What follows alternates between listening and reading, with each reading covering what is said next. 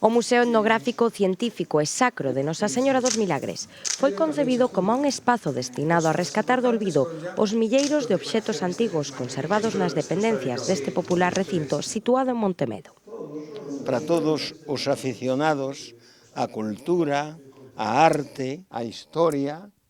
pois está este museo que ojalá podía estar pronto a disposición de todos, porque é digno de verse. Foi Elixio Rivas o responsable desta iniciativa, que durante máis dunha década foi recopilando meticulosamente coa idea de dar a coñecer o máis representativo da nosa cultura tradicional, conservando aínda a súa propia letra indicando cada unha das obras. Un museo pois, bastante interesante, diverso, peculiar tamén, porque é un museo que aúna pois, moi diferentes aspectos etnográficos, religiosos, de arte sacra,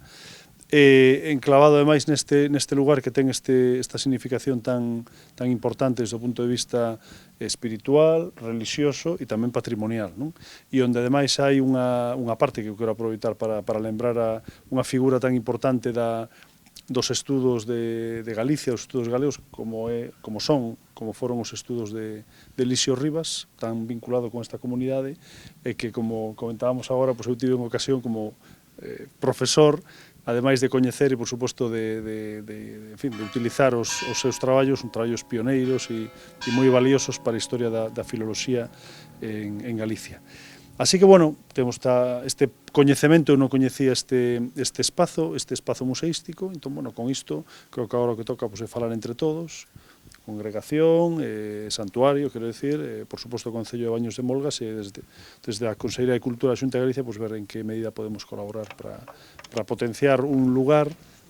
non un lugar, porque este Santuario dos Milagres non hai que potencialo moito, porque xa está potenciado por sí mesmo, non? Pero sí este espazo que creo que dá moitísimo xogo e pode dar lugar a unha potencialidade de oferta cultural a partir dos contidos que están aquí, pois máis do que nestes momentos ofrece.